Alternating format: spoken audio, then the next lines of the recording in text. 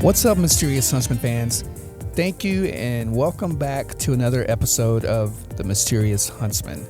Tonight, I'm super excited for my next guest, and I got to tell you, the guests just keep getting better and better, and the stories keep getting better and better, and you guys as the listeners, thank you so much for sending in your emails, and I'm looking forward to this year. I think we're going to be able to get a lot more going, and I'm really working on some different projects. But tonight, I'm going to go ahead and get started with Andy McGrath. Andy is a cryptozoology enthusiast and author of Beasts of Britain, and also has a web page with the same name, beastsofbritain.com. Has Instagram, you can find him on Facebook, and even podcast. And just a little bit about Andy. He has over 25 years of research and obsession about the unknown creatures living right there on a tiny island in the North Atlantic. So let's sit back and listen to Andy as he tells us what he's got going on over there and some of the cryptids that he is hunting.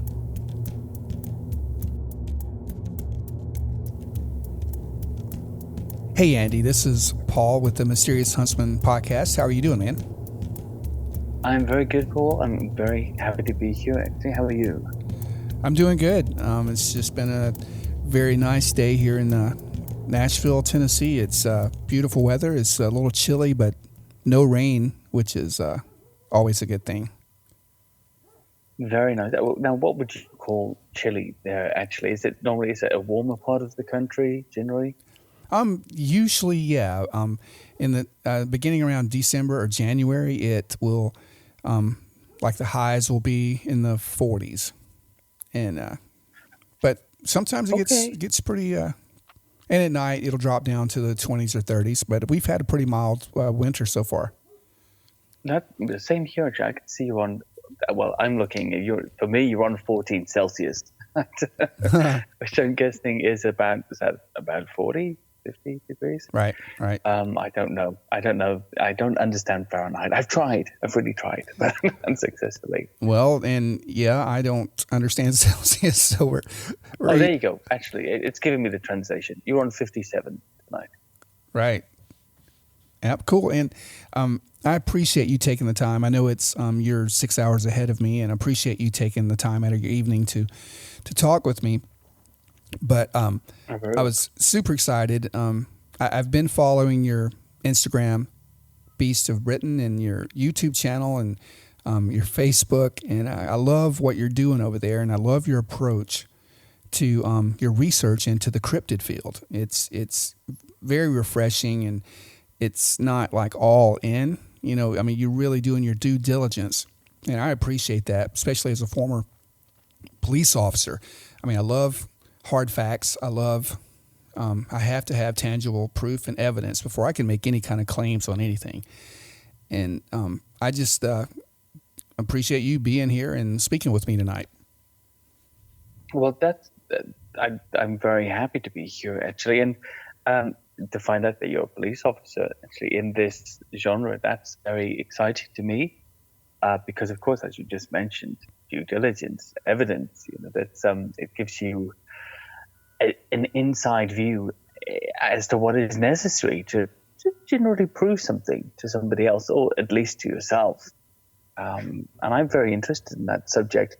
I've been, for the last 6 months, I'd say, on a kind of a psychological detour into this genre. So I was looking at sightings and techniques and research techniques and theories and philosophies for a long time. But primarily sightings and going out on small expeditions in the UK, or investigations, I would call them. And suddenly I got really wrapped up in the psychological side of it. Oh, absolutely. Why are we looking for these things? And why do we believe, some of us, that the Bigfoot is this portal jumping paranormal or alien or spiritual creature? And why do others just think it's some sort of undiscovered ape?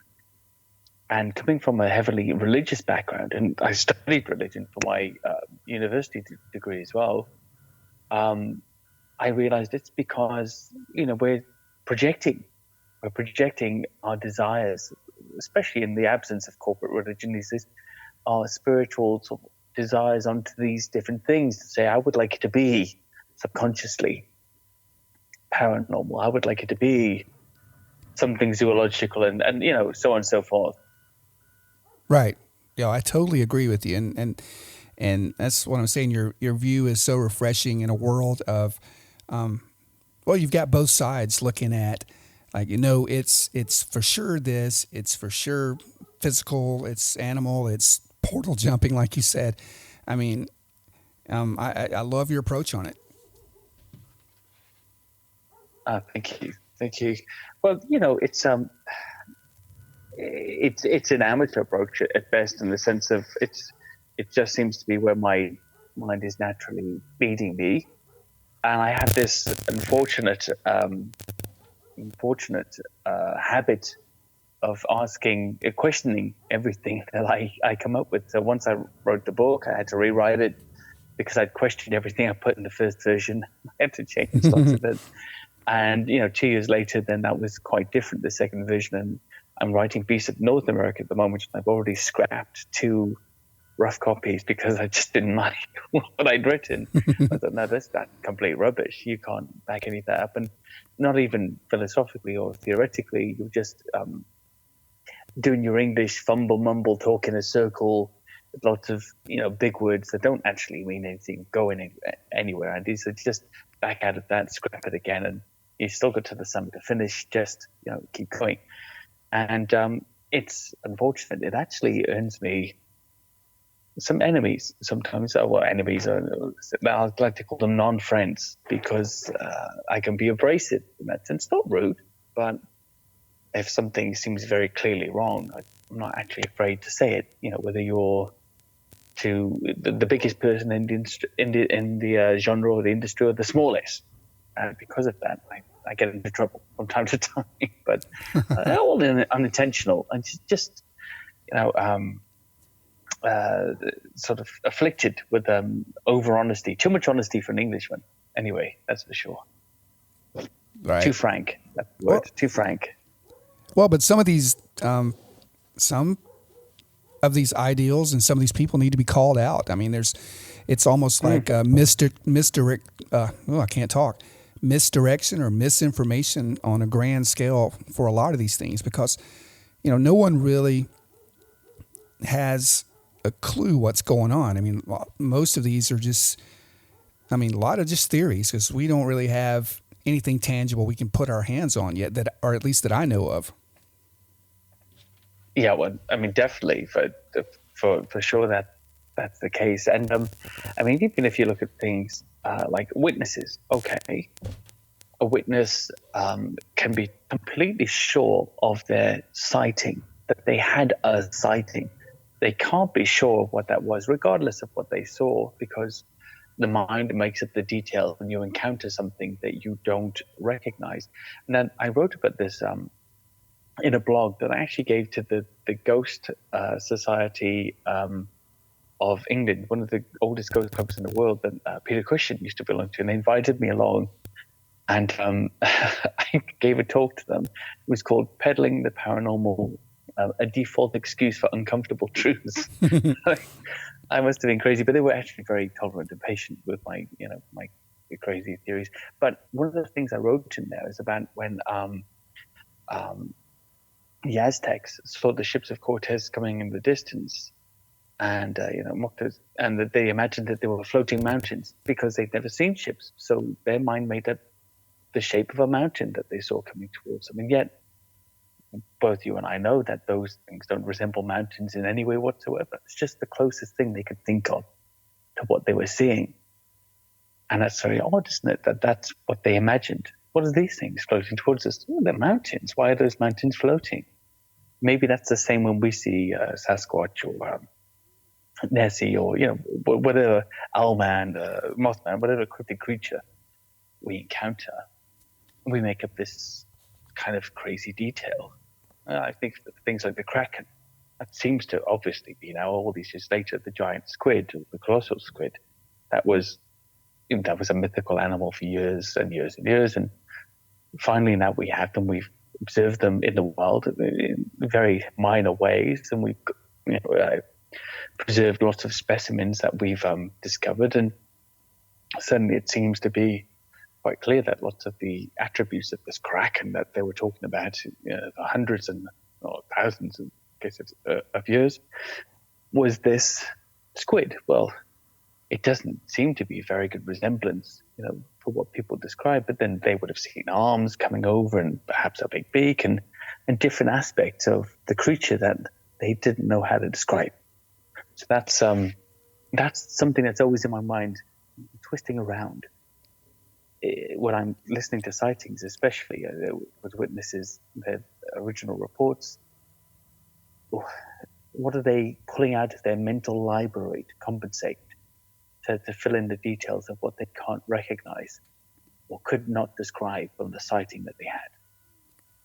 Yeah, that's very true. And I'm kind of into, or at least in my show, I hear stories of everything from the cryptids to the UFOs, or the paranormal stuff, the ghosts, whatever. And history has always had something, and I'm thinking about UFOs at this point, because you can look back biblically into Ezekiel or anywhere. They talk about things, or chariots coming in the sky, or ships flying. They are explaining things the best way that they know how. Like you said, they're pulling from their mind's library. They're explaining it the best way they know how. And obviously with Ezekiel talking about a wheel within a wheel, or the whole description of that, or at least in that account, to me that sounds like a saucer craft, or some kind of circular. I mean, it could be. It could be. But then, sorry, I'm jumping over you. You go ahead. Sorry. No, I was just going to say, but then we just, even us today, what we see, we're trying to put it in our own words, and who knows exactly how far advanced things are that are coming to us, if they're coming to us, or where they're coming from. So we're, I think we are trying to catch up, and we're getting more technologically advanced, but I think we're still behind the times.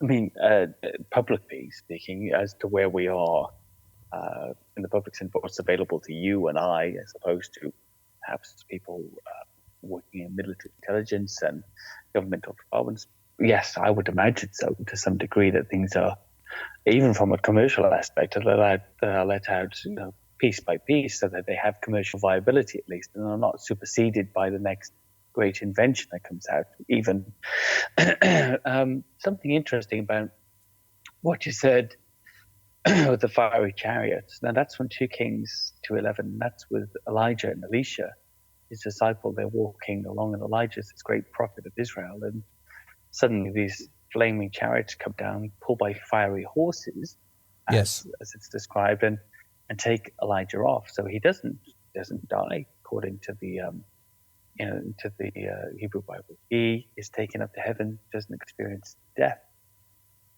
which is amazing. When you think of what they're describing, it says he went up to heaven in a whirlwind. That's how it kind of describes it. And yes, that could be pulling from the mental library that Elisha had available to him at that point when he saw this spaceship take Elijah up to heaven. Or the second thing that I often think about is that this translation that we've come up with these days, when we're saying perhaps this was an alien craft taking him up to heaven, these were visitors.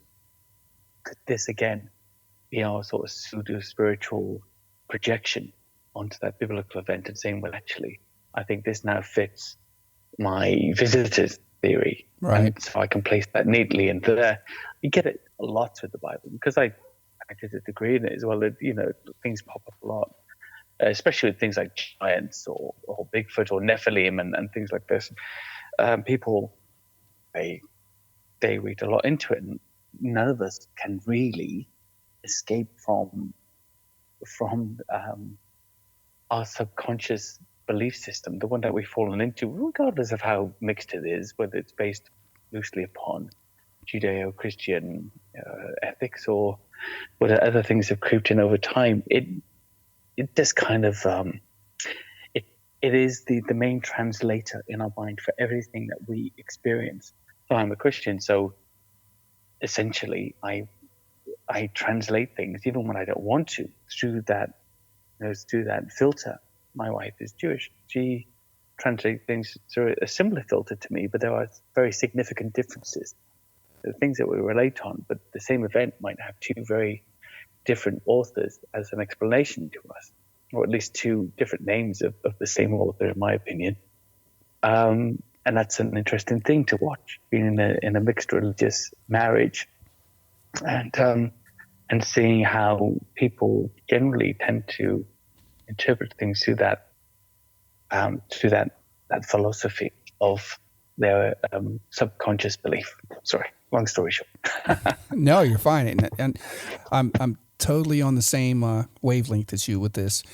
And you're speaking of your wife, or being Jewish, or a mixed religious marriage. I mean, just think about worldwide with everybody's belief systems, and yet there's always still this common theme of we're being visited, or there's a wild beast in the woods. There's I've been attacked by ghosts, demonic spirits, the old hag. You can call it whatever you want, but a common theme through, no matter what your belief system is, it seems to be worldwide, that we all have some kind of draw to the fringe or to the paranormal, that we're we have these. I don't know if dogmas is the right word, but I mean, we all have these stories ingrained in our brain of what we think things are, just the way we were raised or whatever.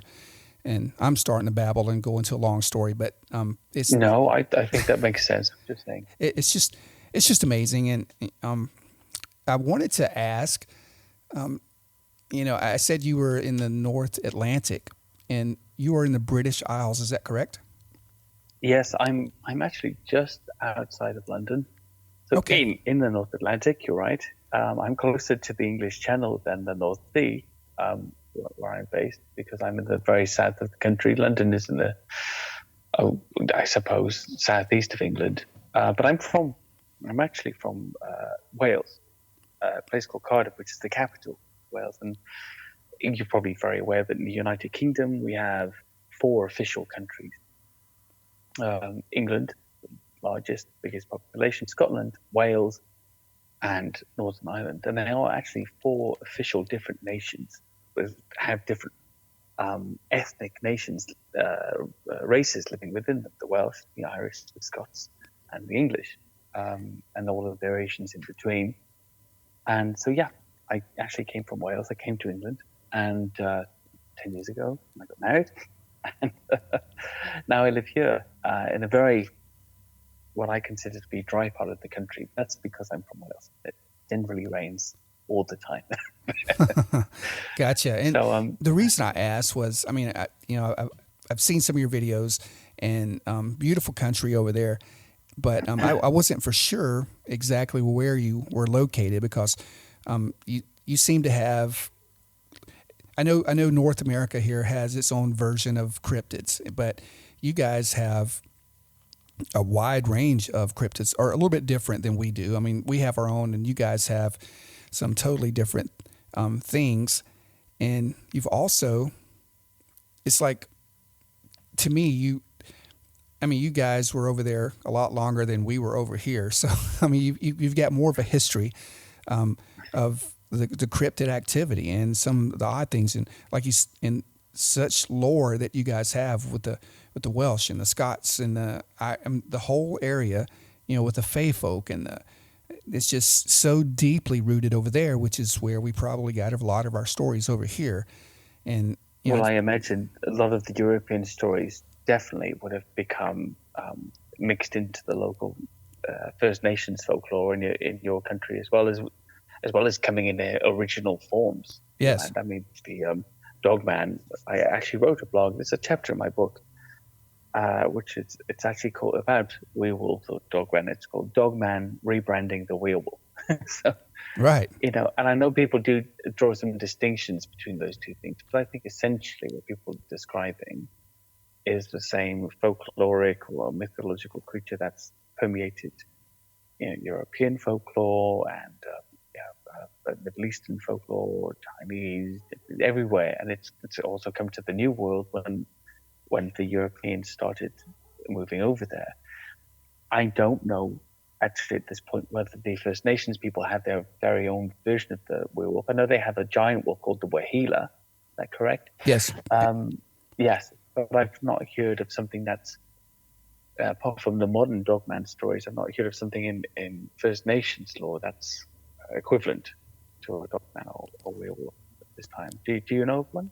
Well, they have. I'm sure you've heard of it. We have something over here that the First Nations they call a Skinwalker, and yeah, it's. I've heard of that. But Yeah. A lot of it has been attributed to transforming into a wolf during various rituals, but they take it a step further. They claim, that some of the shapeshifters or the skinwalkers can take the form of any animal they wish, and so even Bigfoot. I mean, it's they have legends, hundreds of years about the wolves, the dogman, the Bigfoot or the Sasquatch, and even eagles and even turtles. They claim to be able to transform into anything. I mean, that matches a lot of folklore around the world, really. People turning into various animals, wizards and shaman and different types. And the Druids had very similar legends. Right. Lots of the European nations had very similar legends. And of course, our island is made up not only of the Celts that came from Europe originally, but later then the Angles and the Jutes and the Saxons who were from the north of Germany and Denmark and came over too and became the English and brought those tales with them. So it's all kind of the same stuff. It would be very nice at some point when there's a lot of extra time to go into I'm sure somebody's probably done a very, very deep study of all these old folkloric tales of these types of creatures and almost make a sort of a particular sort of data sheet graph of correlative attributes, stories, and description through all of them, throughout the histories, and see what matches and put them all together so people can just look at that and say, okay, is this because we're all sort of human and perhaps, according to some, we all started out in one place at one time and moved out, as according to the biblical view of things? Or is it because these things are inherent to the human psyche and we carry these boogeymen, if you like, or these ghouls with us wherever we go as a kind of safety measure, to chastise sinners with and to keep children out of the woods and all this kind of stuff. Right. Yep. It's amazing. And I wish we did have a lot of time. I can't help believe, and like I said, former law enforcement, I mean, I work, or I used to work in fact. I mean, only facts. And I've been trained to gather those facts or look for trace evidence or anything that I could do to build a case. And I don't know. Sometimes I get disillusioned over here listening to lots of the accounts and the stories, and I'm like, well, where's your proof? And we keep hitting a wall, and nobody has. They claim to have DNA of this or that, but I'm still inconclusive. And sometimes I get really burnt out or disheartened with it. So I think about throwing in the towel, but then you'll hear another. That's very common. Oh yeah, but then you'll hear another great detailed account from a very credible witness, be it maybe a doctor, a lawyer, airline pilot, a wildlife biologist, or whatever that has run into something they have seen and cannot explain. And then I get fueled back up again. So, I mean, it's just... I mean, that really brings it forward when you get one of those guys. I mean, somebody, for instance, like yourself, especially when you're a law enforcement officer, coming forward with the possible stigma that will be attached to that and making an official report. And I know there are some official police reports there in the US. That is very significant. You know what it takes to go back to the station and say, this is what I saw, this is what happened, because it's your job and it's a fact of what took place and you have to report it. And yet you know what you're going to be facing once you make that report, right? The loss of trust from your colleagues, the psych visit over the next few weeks for reevaluation, because of course, wouldn't they be quite remiss not to give you a psychological evaluation when you've seen something that's not supposed to exist? Or should they just take your word for it? I mean, even you would probably want similar checks on colleagues who've had these experiences, which doesn't hurt. There was, his name's slightly been changed, but in the book, in one of my blogs, there was a sighting in, I think it was 2012, 2012, two brothers in Abernethy Forest, which is in Scotland. You may have heard me speak about this before.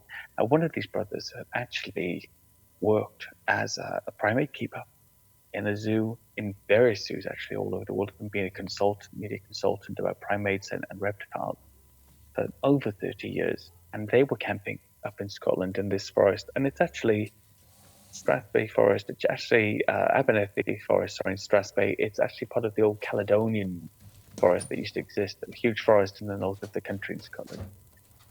And they were hunting rabbits with small arms one morning, and they were walking very quietly, and he was in front because his brother's kind of heavy-footed, and then suddenly he can't hear his brother's footsteps anymore, and he's wondering what's going on, what's happened to my brother. He looks around and his mouth is just dropped open. And he said there was a dog figure crouching down with its back to him or to them, 50 feet away, easily about 5'2", crouched over. Looked like it was eating berries from a bush, from the way its shoulders were moving, and it was hunched over. He said then it raised a little, it turned its head to the side, and as if it was listening, stood up and turned and looked at them. He said it must have been 7.5 to 8 feet tall, covered in jet black hair all over the body, except for the upper chest and face, skin very dark, except for the bottom lip, which looked pink, and he said the wide nose and large eyes. And then he makes this great comparison. And of course, he's a primate keeper this whole time. And this, to me, again, is from his mental library, but he's more qualified than most to make the assessment. He said the features reminded him of an older bonobo chimp, with the face being much flatter, especially around the mouth, and it was going bald on top. It looked at them, and long, 4 feet across the shoulders, long hair on the forearms and the chin, etc. He's scared. He's terrified. And this is a guy that was actually nearly beaten to death by a chimpanzee in the zoo. And he's faced, primate rage. He's gone through it. He's a tough guy. He's not easily fazed. And he just drops the gun down and looks at it, and it turns and walks off into the tree line. It's gone. And that, to me, it's amazing. That testimony from this gentleman is worth 100 testimonies from witnesses who are very convincing, but have no idea what they saw, really. He knows what he saw. And he said this wasn't a man monkey. This wasn't, a Neanderthal man. This was a primate, but one like I've never seen before in my life. And it changed his whole life. He became a researcher. He was obsessed with it after that, of course, like many people are. And it's amazing. How could he have seen this thing? How could this guy be telling us that somewhere in Scotland there's a 7.5 foot tall bipedal ape eating berries from trees? A lot of sightings up there, actually. And when you think that only 1.9% of the whole country is covered in urban sprawl, you see just how desolate and empty it is. I've been there a lot. It really is very, very empty, which you find when you're looking for a store or somewhere to get something to eat from time to time at the point. Yes. Yeah. Anyway, that's one of the sightings, and it's just the kind of stuff that's going on here, allegedly. Well, and I have to ask, have you had your own personal sightings? I haven't had any. I've been on Bigfoot expeditions, as it were. The cast this as a tentative subject here because what is a Bigfoot doing in the UK? And I've never had any sighting. I had a weird experience up in the Great Glen Highway near Loch Ness, but I think I just got freaked out by being in the woods for too many hours by myself. Oh, that'll happen. I thought I saw a shape move from behind the tree, like a human shape, but it was a millisecond. I'd already been alone, and it was completely quiet. Not a bird, not a cricket. It was January of 2019. I'd gone up to investigate a Loch Ness sighting, and I'd been there a few days at Fort Augustus. And I said to the people in this place called the Lorien, which was a great sort of B&B with that great Lord of the Rings style name. I'm a bit bored, and I've walked under the Caledonian Canal and the River Oich, and I've been all around the place. What can I do? So why don't you take a look up through the old McGrath walk that goes along the Great Glen Highway and walk for a few hours there. The tourist season's out, you won't see anybody. It'll be great. And I did. I was up there for a few hours, and I saw some felled trees across the path on the way, but it gets very windy up there. So that's completely explicable. And then I was coming down, and there was these waterfalls and beautiful. Moss grows really thick in Scotland, so there's half a foot of moss covering all the path on the way down, really spongy. I guess I was about 45 degrees looking up, maybe slightly steeper on the bottom, and I thought I saw, for a second, like a human-type shape go behind a tree. It was not even a second. And I said to myself, you kind of, if you're looking for Bigfoot, and now you're freaking yourself out. This is silly. It wasn't a sighting, and I won't call it a sighting of any kind at all. Maybe a good example of how the mind can play tricks on you when you're looking for something and you see it. But then on the way down, I heard noises in the tree line. It was completely black at points because it was so overgrown, the trees. And they've got deer, they've got other animals. It could have been anything. And I could have just started to notice animal sounds because I was so freaked out. Because of course, then I realized I had 2 hours to get back down to the bottom. That's how long the journey was back down. And if I was going to have an experience that I didn't like now, suddenly I was stuck with it for 2 hours. And that's a funny realization to have when you go look for something. Do you really want to find it? If you'd have no choice but to have the experience and look it away. And at the time I thought no. I thought no. And I've never seen this. I've been there 3 times. At night time on the shore in the water, staring, very quiet, looking into the wave. And she won't cut me any slack. There was actually a sighting. I'm sorry for talking away here, but there was just very quickly. My first time to Loch Ness was in 2012 for my honeymoon. I have an understanding why. And from the Loch Ness Lodge where we stayed, 2 years after we had the honeymoon, there was a sighting by 9 people in the breakfast room, a big upturned boat shape swimming around about 90 feet away. And I was gutted, completely gutted. Wow.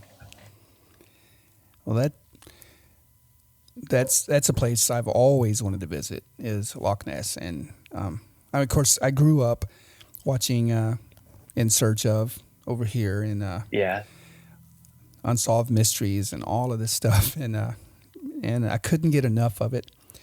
And I said one day when I grew up and had money, I was going to travel the world and investigate all of these things. And I'm still stuck here in the States for now, but there's plenty here to look into. There's a pretty good place to be. You've got so many lake monster stories and legends over there. Yeah, there are a lot, and I think you and I were talking the other night or texting about Kentucky, which is just right above me. They call it the LBL, or the land between the lakes, and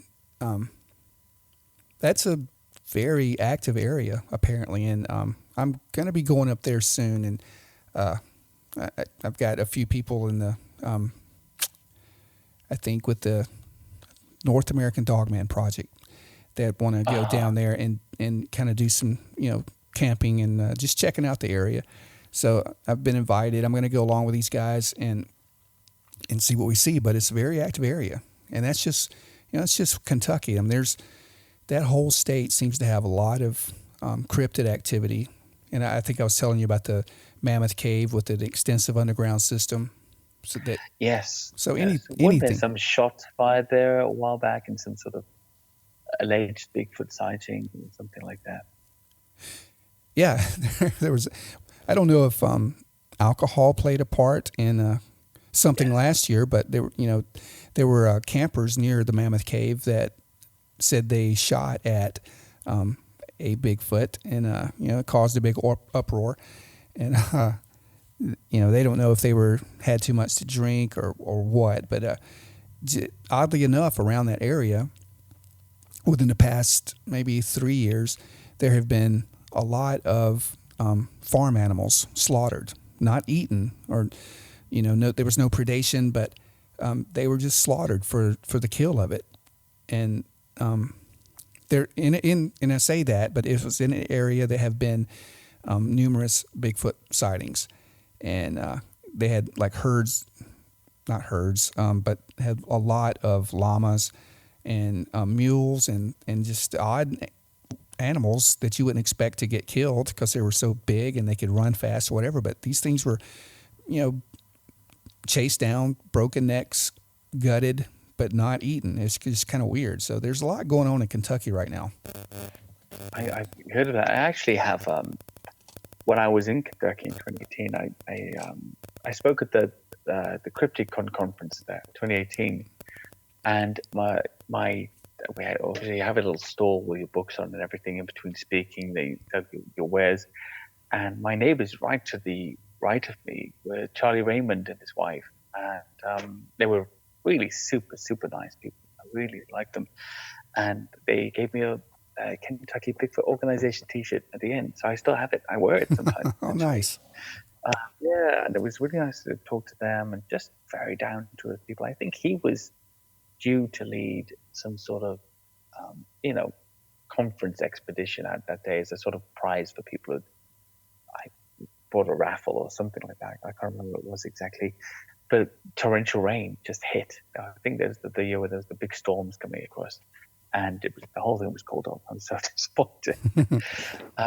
Yeah, it was great. It was a great time, but I didn't see much but the hotel. At that time, I'd been in the US for, I think it was about 11 days, and I'd been all over. I had already 9 flights by the time I got there.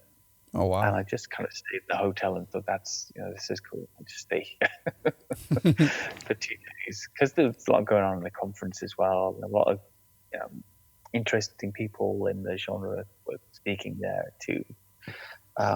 And for me, it's the first. It was actually my first trip to the US that year. I'd never been before. I liked it. Yeah. I liked the people. Went all over. And I generally had a very strange experience.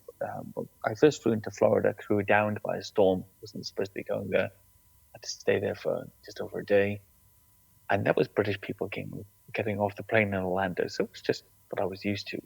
But after I flew out of Florida to Atlanta, I think, when the plane landed, everybody got up in turn and let the person in front of them go first in orderly line. And there was so much politeness. And I thought, what in the hell is going on? This is like the Twilight Zone. I'm from London. Well, I live in London now. I'm not used to that kind of politeness anymore.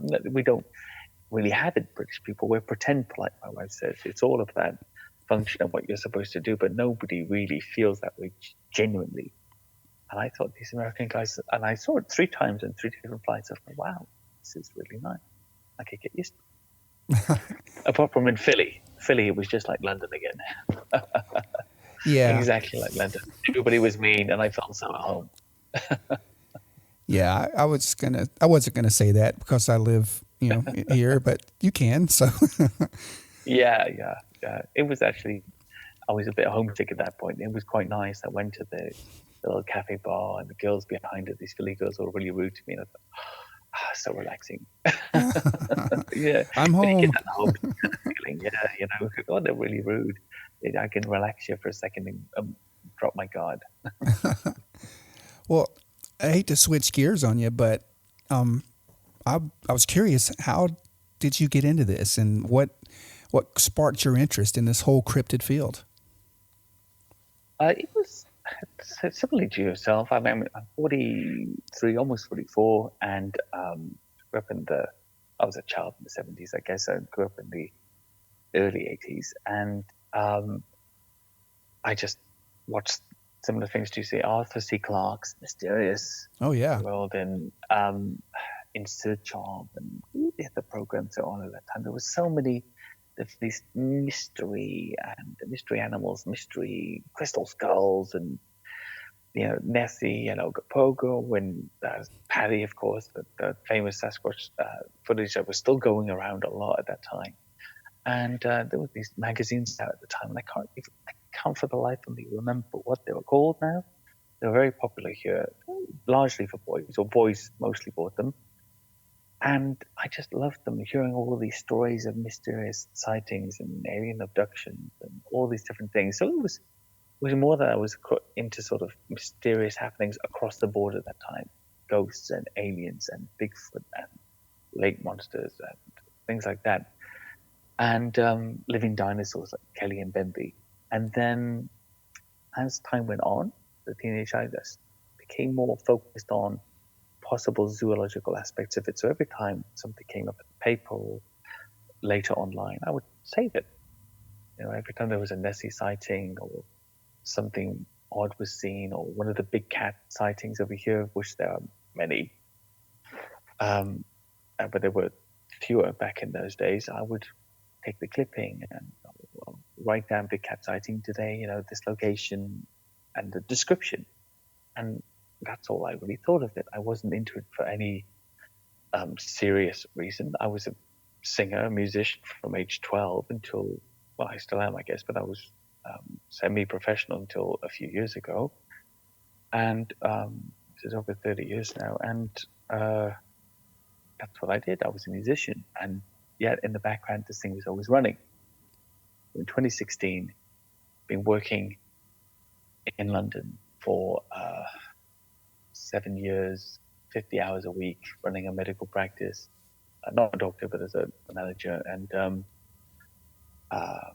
in the Harley Street district, it's like a private district where people, sheikhs and rock stars, and everybody just basically comes in to get medical services, I guess. And 3-hour day commute, and to where we live.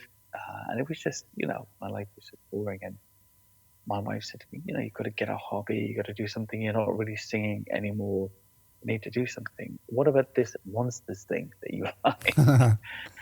And at the time, actually, an American friend of mine, he'd also challenged me and said, just in the conversation, you're always saying there's all these things in the UK. All you've got is that Nessie legend and nothing else.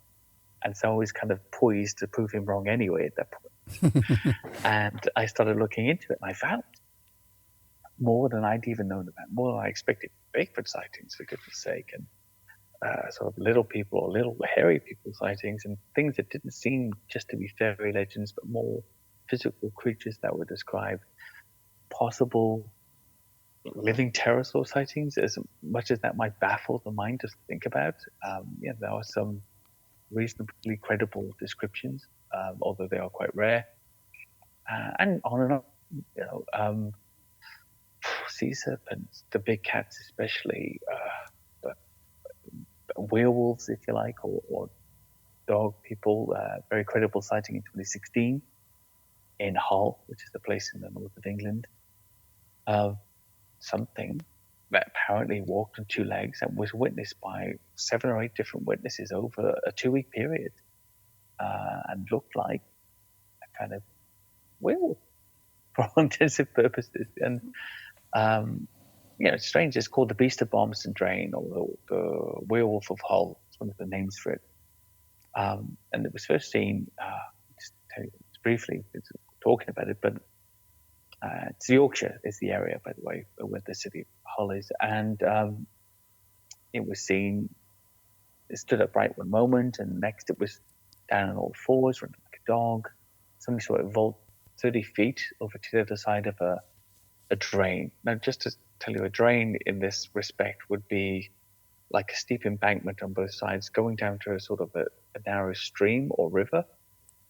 Would normally come from some sort of drainage out of the country because it's very wet up there. Running on two legs and then on all fours, with the qualities of a human and a wolf, and was seen by many people, but later again by an animal rescue worker. Her friends, as they were driving through the East Riding village of Halsham, and they saw this creature. They were driving through these winding country lanes, surrounded by woods and things like that. It was a beast on all fours that stood up and started to walk straight towards them on two legs. It looked like a big dog, bigger than a car, with a human face, he said, with cream and grey fur. And they sped off and went to the local gas station and, kind of scared by what had happened before and the stuff. Said, that's just the beast of Barmston Drain. Everybody knows about that, and that's an old legend. Oh, that's all. These things, that's all. It's just the beast of, but never mind the beast, lass. So, yeah, things like this. You go back hundreds of years.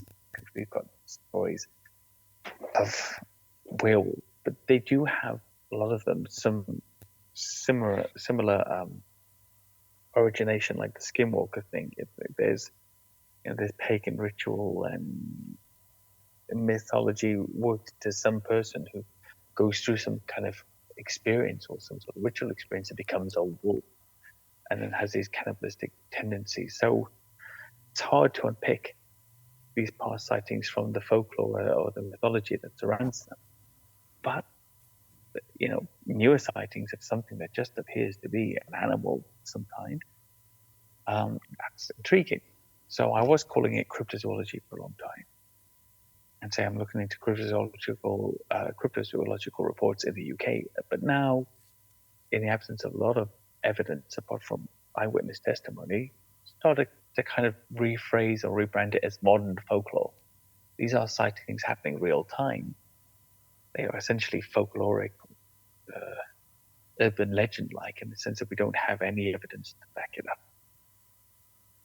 Yeah, and that's what drives me crazy. I mean, I'm like you, much like you. I grew up reading everything I could get my hands on about all of these topics, and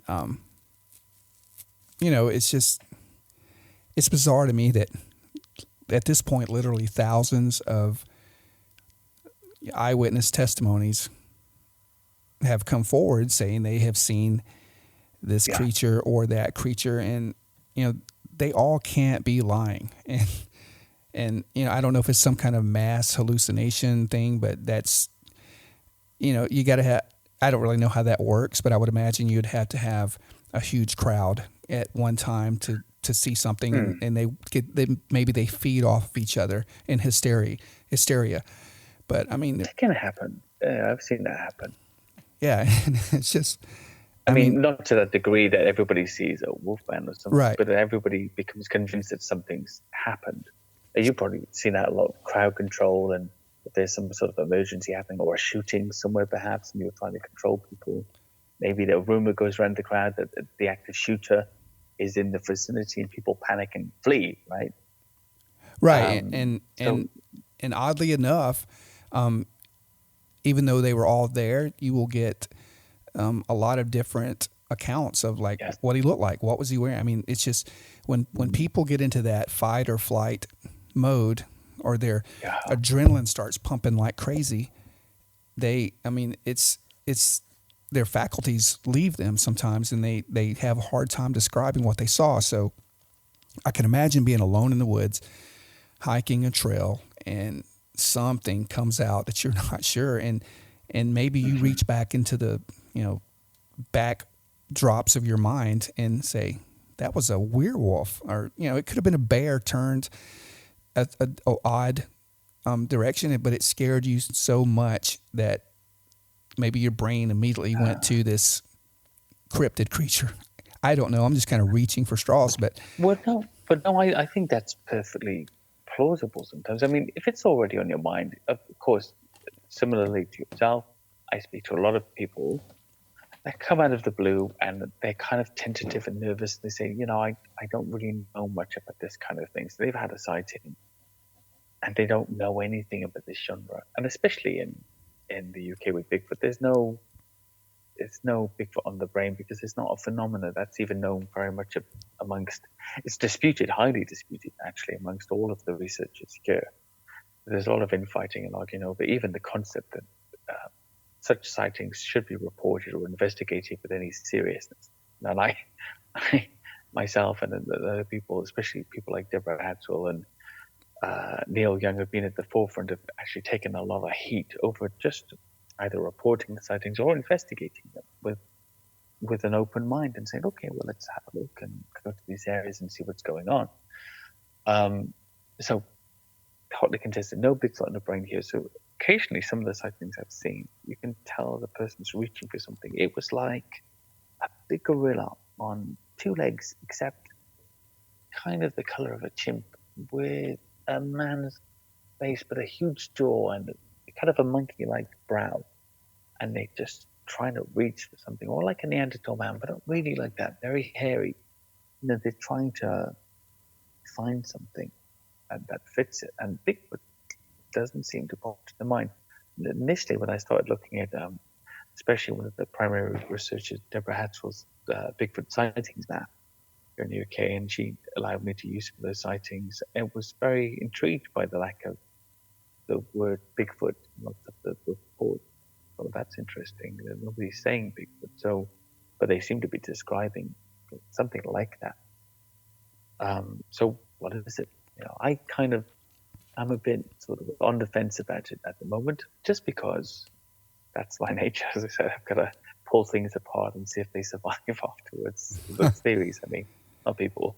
And and it just at the moment I'm like, well, I've kind of pulled this theory apart all over the place. And the one thing that keeps getting me is this, and you probably have the same thing. In the cryptid world or in the paranormal world, there must be some sort of phenomenon that you're completely like, no, that's not real, that's rubbish. And then suddenly you encounter somebody who gives an account of a sighting of the one thing you don't really believe in very much, or you think it's nonsense, who's just as convincing as the account of the creature whose sightings you do think are plausible. And then it causes a lot of confusion because, okay, I believe this Bigfoot guy, and I believe there's possibly something like a Bigfoot that exists in the world somewhere. And yet, these guys, I don't believe that phenomenon is true at all, but I'm convinced that this witness is telling me the truth as far as they know it, or believe it to be the truth. What do you do with that? Right. Yeah, it throws a real spanner in the works. Yeah. And that's where I've been for the last 6 months. No, I get it. And that's the kind of witness I want to talk to. And that's the ones that are real to me. And, and I guess I'm starting to become part of the problem over here with these Thai podcasts. I mean, there's so many podcasts that, are super popular over here talking about this subject. So now I listen to so many of them because I can't stop listening to them, but I'm starting to hear some of the same descriptions from different witnesses, but they heard their favorite podcast and then they went back on another podcast and then they start describing it. And I'm like, hey, I've heard all of these and you're describing the same thing that someone else said. So that's right. I mean, and like I said, I think I'm becoming part of the problem, but I love. Well, I don't think so, because you're openly trying to investigate the possibility of this. I'll tell you something, and I am really sorry to jump on you again, but I will forget this. After I did the Sasquatch Chronicles podcast with Wes, and I like this guy so much. I really enjoyed talking to him. Oh yeah. And I loved his sighting. Very credible, very realistic.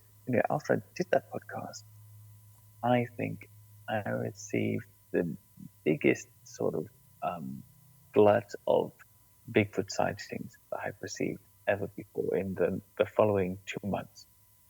98% of them, at least 98% of them, were completely made up.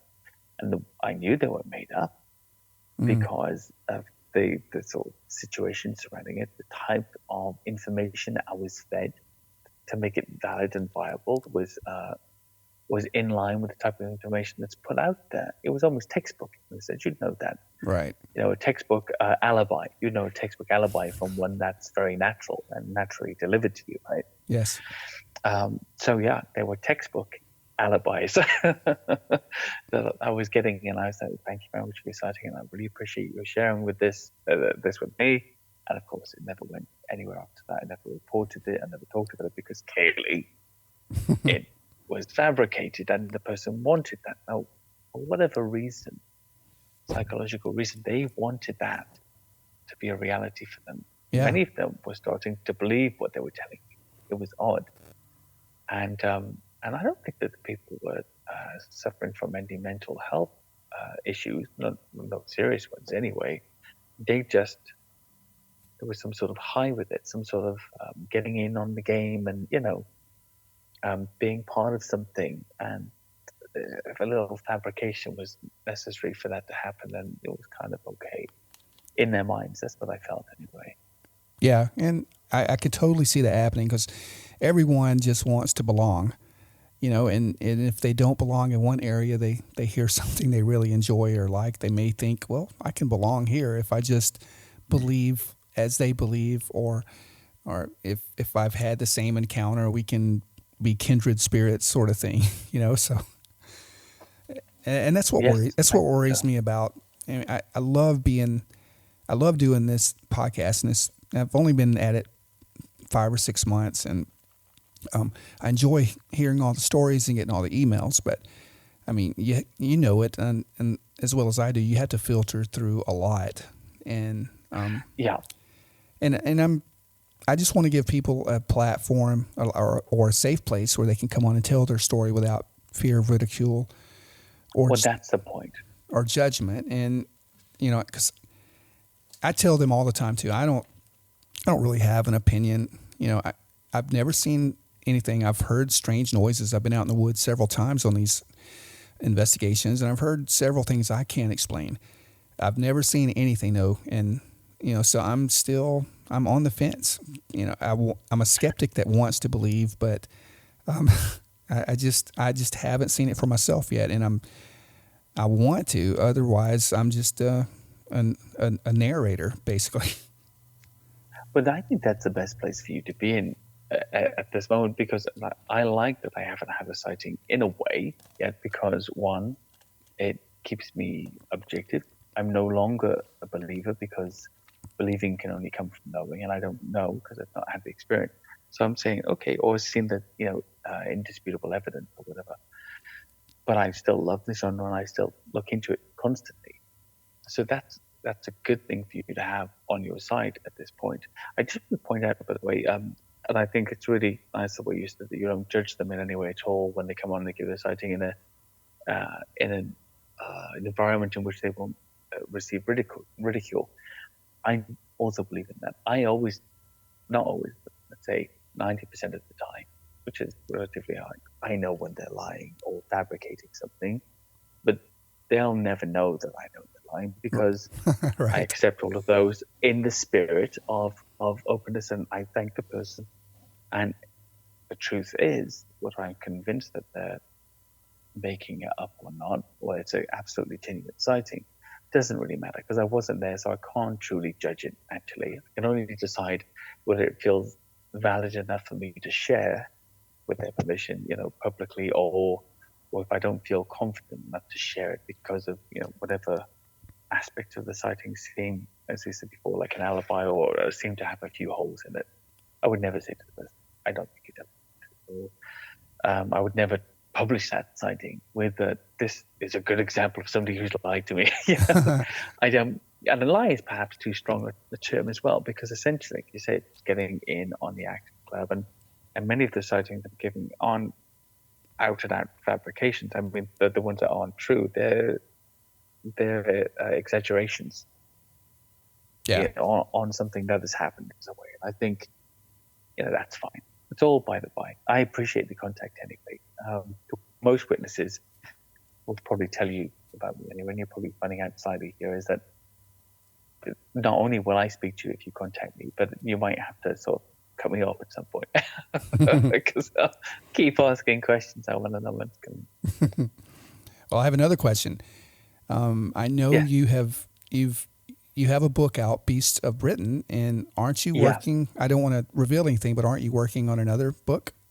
Or I am. I'm working on Beasts of North America. That's right. I didn't want to say that just first. So no, it's fine. No, I mean it's due for release. It was supposed to be in December, and I already tore up that manuscript and started again. So it was due for release in June, I think, June or July. And it's just not just the USA, but it's Canada, it's Greenland, it's Mexico, it's all the islands. It's really intricate.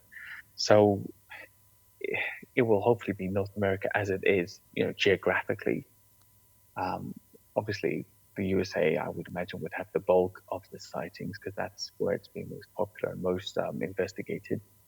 But I'm hoping to give another view on that part. I'm then going to try to get Beasts of South America out by December. Wow. Which I'm also collecting stories for. Any listeners who want to contact me with stories with sightings, I'm not going to tell them they're liars. Just point out again, just Andy Ron McGrath at gmail.com. ANDYRONMCGRATH at gmail.com. I'm happy to talk to you. And I might not use them all. I normally try to put them in some kind of a format that works with with the flow of the book. But yes, I'm always appreciative to find out what people have heard about or what they've seen for themselves.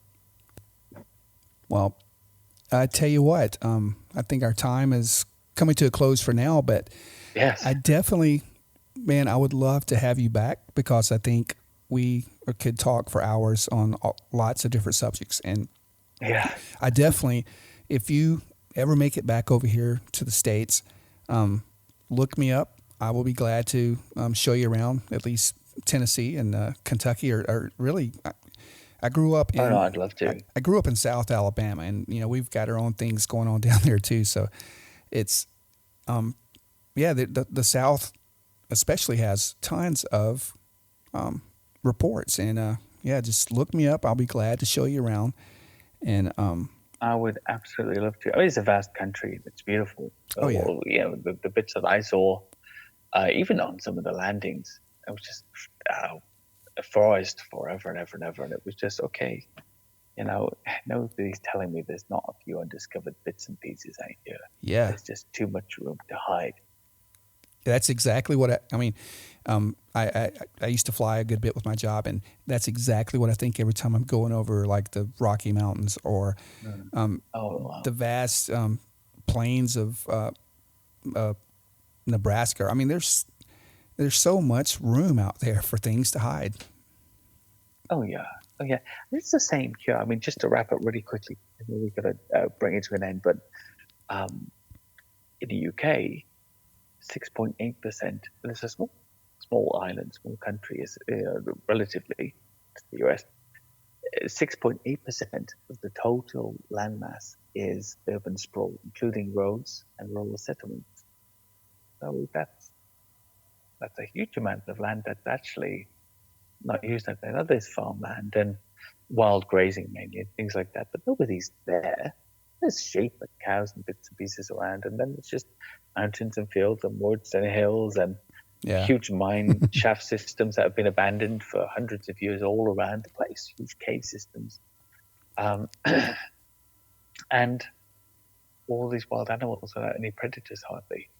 And it's a good place. Scotland, for example, has 31,460 lochs and lochans. You know that? Wow. Just in that area. And most of them people don't even go to.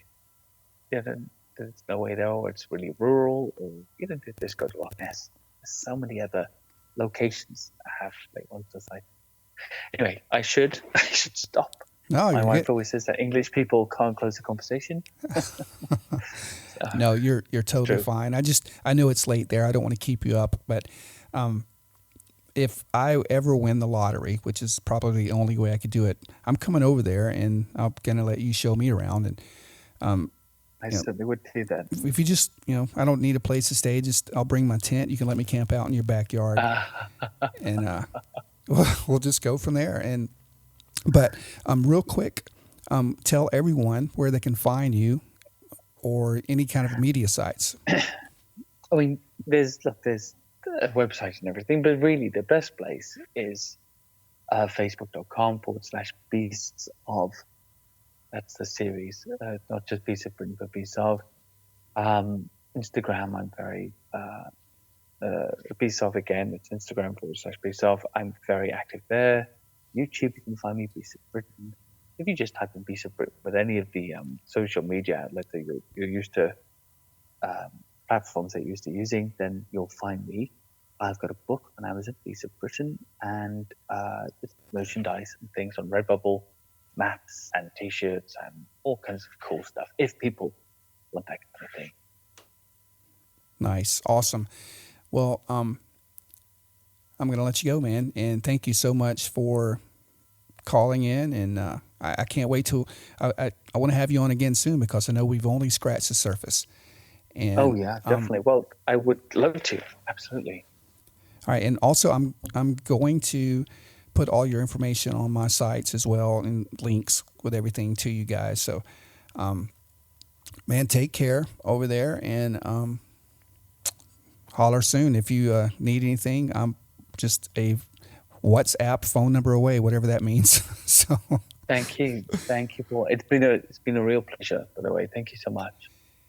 Same here, and yeah, thanks a lot, man, and we will talk to you soon. Awesome. Listen, I really appreciate it. I definitely appreciate having the policeman's view on this whole thing as well. It's an added extra, to have that kind of insight. So thank you, and I'll catch you really soon. Sounds good. And that's a wrap of this episode of Mysterious Huntsman. It was great talking to Andy McGrath of Beasts of Britain. Go check him out. Great guy, great researcher, and great material out there. So remember, guys, if you would like to be a guest on the show, please reach out to me at mysteriousHuntsman@gmail.com. You can find me on my website, mysteriousHuntsman.com, or Instagram, Facebook, and you can listen to the podcast on YouTube or your favorite podcast platform. Until next time, have a great week, and we will talk soon.